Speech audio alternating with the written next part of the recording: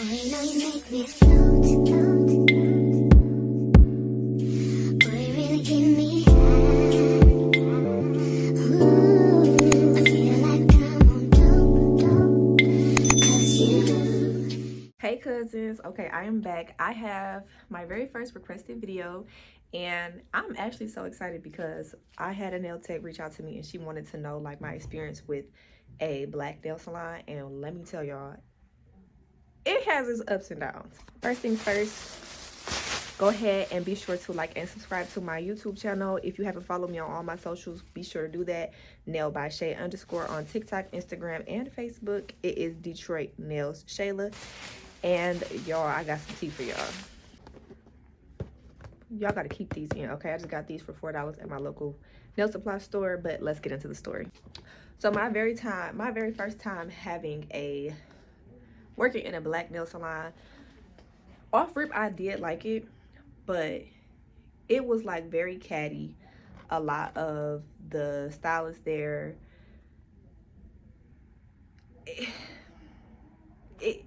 anytime you're working with a lot of females, I feel like there has their ups and downs. So I worked at 3 different black owned nail salons.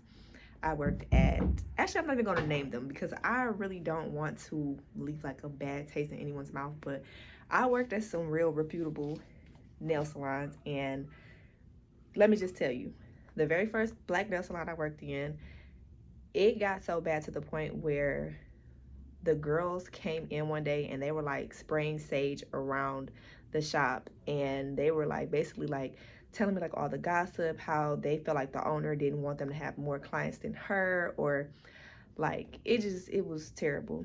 And I'm not gonna lie, sometimes, majority, I would say like 100% of the time, out of 100%, the owner was always late a good 75% of the time. So we open at 11 o'clock. The owner's not getting there till 11:30, 11:45, 12 o'clock. Mind you, we have clients waiting outside. I did not like that. That looked bad on me. Mind you, this was my second nail salon ever. So I'm looking and I'm like, that's kind of bad. You can't, you know, if you're expecting walk-ins and you're saying that you're open at 11, then you should be here at 11. Now, she did not tell me that there was a spare key like hidden in the back. So if I'm there, I'm the first one there, I'm before you, I'm not knowing like, hey, let me open up the shop. That's not my job. I'm just a nail tech.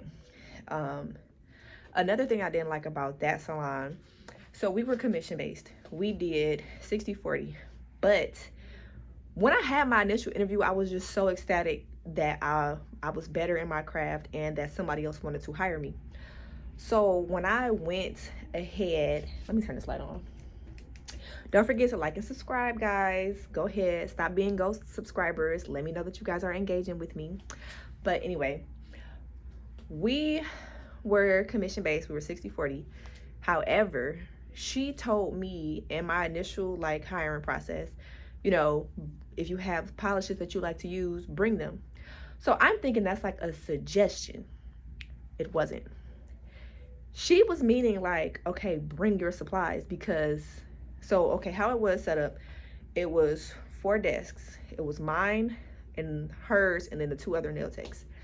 So yeah, it was a little bit on the smaller side, but people like rotated and I did not know this. Like meaning like you're here this day, you're here that day, but you stay at the same station.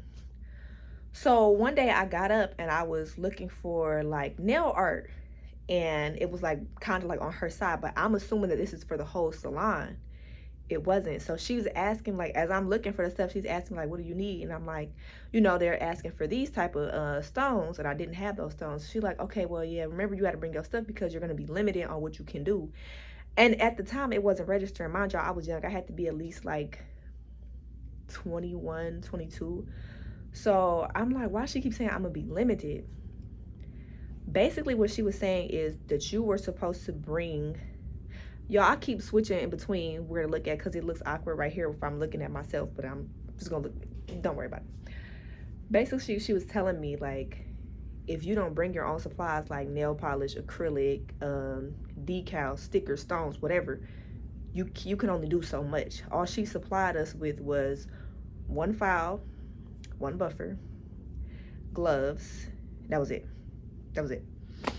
And she wants you to use that file, make sure that file was good and done, like toss it out when it's done, and then you go get another one. But the extra files were locked up, so it's like you really couldn't do much. Then I like that. Advertisement, she would post us on her Instagram. She would post our work on her Instagram. She would not tag us. I want to say she did put our name like underneath the picture or video that we did send her, but she wouldn't tag our Instagram. And we did sign a no compete contract, but if anybody knows, like, no compete contracts only last for, I think, a specific amount of time, and it's only for like a certain amount of radius. So that was that. Yeah, other than her being late consistently and not really like promoting a lot of people, it didn't work out good. And then it was like a lot of cattiness between her and the other techs, because the other techs were there way before I got there. And when I came in, I'm just like, I'm new to everything, the nail industry. I'm new to just so much. And I was just like, oh, this is what happens in a salon. She pulled me to the side one day explaining like so much stuff to me, because I guess she had cameras on the inside of the salon, so she heard them telling me like the drama. And I was just like, oh, okay. Luckily I didn't say anything bad, because she never rubbed me wrong, so it's just like, I don't care. Yeah, let's see. My second nail salon that I worked in was Black owned as well. This was like a gel only salon. It's very popular in the Detroit area, so if you know, you know, you can kind of put like two and two together. But everything was beautiful with that salon. Natural nails, no acrylic.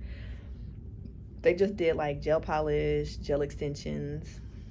All I had to bring was like my nail art tools and my implements. They supplied everything else. They supplied me with a uniform. Like the dress code was like all black. It was very clean. They had a, what do you call that? They had a receptionist that actually like got the tea, water, coffee for your clients. You could still get it for your clients if you wanted to, but you didn't really have to, because they had somebody to take care of that, which that's something that we didn't have at the first salon. The first salon kind of was, you kind of got to serve your own clients, which was cool, but it's like, if I'm trying to hurry up and get you in and out because we're worried about time, why am I stopping to worry about getting you like coffee or tea or whatever? You know, it just was weird. And for the first salon, we didn't even have an area for our break room. Like, it was so small. Like, you walk in, receptionist desk, nail tables, and on this side it is the waxing area and the pedicure area, and then in the back it's like the waiting area, but that's also like our break room. It was horrible. Jumping back to the one that I actually really liked, I got into it with one of the girls there because we had similar implements, but mine was iridescent. She claimed that, she claimed that I stole her implement. And at this time, it was so funny because I was still very shy. I wasn't really outspoken. I wasn't really like standing up for myself. So I was like being like a pushover. But for some reason this day, I was just like, no, we're not having that. So she tried to cause a scene. Basically, once you're done with your clients, you go wash your implements in the back and you put them inside of the sanitation baggies. After you get done, let them sit in the barber side. So I took my implements out of the barber side or whatever. Well, no, she was taking her implements out of the barber side. I was waiting to put mine. I was waiting to take mine out. When I seen her grab the implement, no, I was grabbing my implements out, and she seen me grab my implement, and she's looking, and she just reached over and she grabs my implement. She's like, this is mine. I said, no, this is mine. I just put this in here. Thank you. And she's like, no, this is mine. This is mine. Like, she's yelling, she's screaming. Mind you, we have a shop full of clients. So everybody's like coming in the back, and I'm like, you can run the cameras back, because it was a camera sitting right on top of the area that we were at. I'm like, you can run the cameras back. Like, I never got into it with nobody in here. Like, I don't steal anybody things. Like, I work hard for my stuff. I don't have to be here. And at that time, I was working 3 different jobs. I worked there, I worked at another nail salon, and I worked at Sally Beauty. So I'm like, girl, I don't have to steal. Like, I don't have to steal your stuff. And it was a cuticle pusher. Like, come on. A cuticle pusher is like, at most, is like $15 at the high end. And I think that one was only like $7.99 from Sally. So it's like, girl, please. But I left work because I told them, like, I'm frustrated. Like, I don't want to be here right now. Like, she just threw me all off. Like, I want to go home. So I left, because at that time, I loved that salon too, because you kind of designated your time from the time you punch in, the time you punch out, and then you can designate like how long you want to break. So like if you need an hour break, you tell them like, hey, I need an hour break. Most salons don't give you that, especially if you're commission based. We were commission based there too, but they did tiers. I did not like the tiers because I could not understand the pay system, because one pedicure was like $60, but on my check it would be like I'm getting like $13, and I'm like, no, we're not doing that. But yeah, so I left for the day. I went back the next day. They sat down with me. They're like, yeah, we've never had any, issues with you. We have great rapport from the customers. Like, we love having you here. Like, what can we do to help you? And I'm just like, it's okay. Like, just let her stay away from me. Like, she don't need to talk to me. I don't need to talk to her. Like, that's just that. Like, I'll just stay with my tools so nobody can get it confused. Like, I made sure I specifically got a different set of tools from everybody else, because most of the tools are like silver. Nobody really gets like gold tools or like iridescent tools. So I'm like, okay, I'm thinking like that's gonna help. Didn't help. That was cool. Other than that, I would have still been there, but I was still focused on like, I need to do acrylics. I need to do acrylics. And I'm like, now that I got older and more into the game, like I really don't care for acrylics that much, and my clientele doesn't really get long nails. So it's like I'm more of like a soft glam artist. I don't do like extra long nails. I don't do like super crazy junk nails. I just do like a soft glam. So I would have, knowing what I know now, I would have stayed there a little bit longer. And if I would have known how to do like the tier system, I would have done that. The most recent black salon that I worked in, that one was really cool. The owner was great. Most of the girls were great. I will say, when you're working in a black salon, a lot of times you will see people who are just like, how it's always that one girl who just know how to do hair and she just do it. She just do it just because she know how to do it. You'll find people that are like lazy, they're not motivated, they're coming to work like their hair any kind of way, smelling any kind of way, like they're not really caring for their appearance. And mind you, sometimes I come to work, my hair is like a mess, or like I'll put a scarf on, but like I'll try to tie it in a fashion style. But some people just come to work just looking like they just roll out of bed. Some people like have a rude conversation with clients, or they're just like cussing loud. It's real annoying. And then that area that we were in, you would get like a lot of like rough clients. And it's no shade to them, but it's like sometimes, it's a certain type of etiquette that you should have when you're in a salon. So I just felt like that kind of shunned me away from that salon as well. But that one, I love that one. That was commission based. It was 60-40. She supplied everything, which they're supposed to. If you're working on commission, they're supposed to supply you with everything that you need. So if you're going into a salon, please don't ever sit here and say like, or feel like you have to bring your supplies. If it's commission based, they're supplying you with everything. That's why they're taking commission out of your check. Because if they weren't, then you'd be paying booth rent. Then you could supply yourself for everything. But for them to take money out of every client that you do, no. Give me the supplies that I need to help me do the job. And they should promote for you. So she was good. She tagged us. She would promote us. She gave us incentives. She actually like trained us. Like the very first salon that I told you guys about, they swore up and down that they would train us. They never trained us. They never had any like real shift meetings. I did not care for that.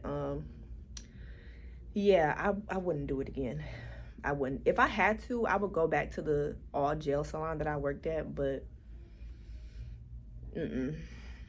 I need like a mixed clientele in like a great area. So don't just, a lot of times I will say like, I kind of based off of how I felt as a nail tech. So when I would feel like I wasn't like too good, I would go to like the mediocre-ish salons. I'm like, okay, I'm kind of good. I'm kind of better than them. I'm kind of like this or that, whatever. No. Go where you know the money is, and go where you know that you can grow at. That's one of my biggest mistakes. I will say like the very first salon that I worked at was like mixed. It was Asian owned. So it was a husband and wife. It was Asian owned, and it was a black husband and an Asian wife. I'm gonna kind of count this one, but that was horrible. Like, so horrible. They asked us to help pay for them to upgrade their pedicure stools. They kind of like pitched it as, you guys are the one that's sitting in these chairs, so help us upgrade it. We'll just take like $20 out of y'all check so we can get the new supplies, and y'all can take the older ones home. Me thinking that's a good idea, I'm like, oh, okay, I can get a pedicure, because I already had a whole setup at home too, because I did nails there and at home. So when I was thinking about it, they had a couple of good ones that were like upholstered good, and the other ones were kind of like peeling off. Why, after we paid for it, they said, no, you can't get the ones that's like really good. You can get the ones that's like kind of peeling a little bit. And I'm like, oh, but I paid.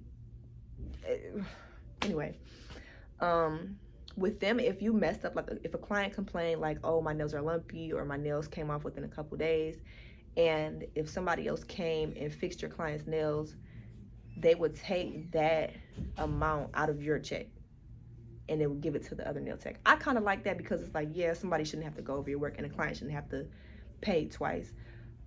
But it still was kind of, it was kind of weird. I don't know. I kind of liked it. It kind of made sense at the time. It still kind of does, but I don't know. What else did they do? We had an intervention. I feel like I made a video about this before, but I have to keep, because this was just the craziest thing ever. We had this one lady, she was white, and not saying anything about her. I'm just giving y'all clarity, because it was one white lady that worked there, it was 4 black girls, and it was an Asian lady. I'm just giving you guys everybody's background. I'm not a racist. Please don't judge me. But after a while, she started like slurring her words and like kind of like nodding off a bit or whatever. And I guess she had already like told the owner before like her personal business or whatever. And then they started asking us like, how do you think she is, or how do you feel like this and that? So we like, yeah, she does kind of slur her words or whatever, but she kept saying she had like thyroid issues or whatever, and it was her medicine. But we like, thyroids don't do that. This type of medication don't do that. Why are you slurring your words and all this whatever? Baby, we sat there and had an intervention for this lady in the shop. Why are we having an intervention at a shop? That's so unprofessional. And y'all having it with all the coworkers. Y'all basically just putting everybody in her business for what reason? Like, I would have felt so offended. And she kept working there. And one time she told me that the husband had like grabbed her private area before. And I'm just like, how are you still working here if he grabbed your private? At this point, it was drugs. I can't confirm it, but at this point it was drugs. I actually got fired from that salon. Let me tell you why. At the time, I was dealing with a guy I had no business dealing with. He got arrested, and I had to go get my car before it got impounded. We had 2 cars, both were in my name. Of course, he bought one. I clearly bought the other one. But this man got arrested. My car was, waiting where he got arrested at. So I had to go get my car before they, impounded it or whatever. I'm telling him, like, I have an emergency, I have to go. The husband's like, oh, well, can't you just leave after the rush? And I'm just like, I have an emergency, I need to leave. So that trickled down like a domino effect. So that led to the wife asking me, like, what's going on? Like, what's this and that? And I'm like, mind you, I'm still young, because this was my very, very first salon fresh out of beauty school. So this had to be 2016. So I had to be like 20. So I'm telling her, I'm like, I started telling her my business. I started explaining to her. Then I'm like, I don't really have to explain it to you. So she's like, you do have to explain it to me, this and that. And she tried to give me like a write-up. And I'm just like, I'll take the write-up, but I don't have to tell you my business. And I don't know what happened after that, but basically, like, she wanted me to tell her something, and she felt like I wasn't giving her what she needed from me. And she's like, don't say this. She basically fired me in that instant. We were in her office, and I went out and I grabbed my things, and then my friend who was still working there, she's like, what happened? I'm like, I'll tell you later, I got fired or whatever. So the owner is just watching me like from the doorway. She's like, Shayla, you gotta leave or I'm gonna call the cops. I'm getting my stuff. Call the cops on who? For what? Now you're playing with me. So long story short, I ended up calling her. the B word. I still regret this to this day. I don't regret it at all, because I wasn't causing a scene. You had clients in there. I'm not a ghetto person. Anybody who's ever met me, I'm not a ghetto person. Yes, I do have an attitude problem every now and again, especially if I feel like I'm getting like tried, especially when I was young. But it's like, I didn't yell, I didn't scream, I didn't throw anything, I didn't break anything. I just grabbed my stuff and I left. My friend asked me what happened. I told her I'd tell her later. That should have been that. Yeah, I just called her a bitch. Oh, I don't know if I can say that on YouTube. Anyway, I called her what I called her, and I left. And I never looked back. So that's my experience. Let me know how you guys' experience went with black nail salons, with commission-based salons, because honestly, I cannot go back. I'm gonna work my tail off so hard to never go back. Like, I will always be either booth rental or suite rental. I will never go back. Oh, speaking of booth rental, I booth rented at a full black owned salon. One day I came in, there was a bowl of weed, not a bowl, I don't know if a gram. It was a gram of weed sitting on my nail desk. Why is a gram of weed sitting on a nail desk that I'm renting out from you? It's so ghetto. The back area where like the pedicure stuff was supposed to be set up, it wasn't. The pedicure bowl was not set up. It was carpet back there. It smelled like dog pee, because I guess they would have their dog in there every now and again. When clients weren't in the shop, they would be smoking weed. Like, why are we smoking weed in the shop? This is a business, and I feel like that's a lot of reasons why black businesses don't thrive, because y'all make it too like comfortable or homey, and it's like it should have a certain level of decorum. You're still a professional at the end of the day. Whatever you do after business hours, outside of the business, that's you, but don't bring that to your business. And it was crazy. It was crazy. But those are the horror stories that I have from my experiences. Let me know what you guys think. Don't forget to share this, like, and subscribe, and leave a comment below. Let me know what you guys think, and let me know if you guys want to see any other videos. Until then, I'll see you guys next time. Don't forget to follow me on Instagram and TikTok at nailbyshay_. Peace.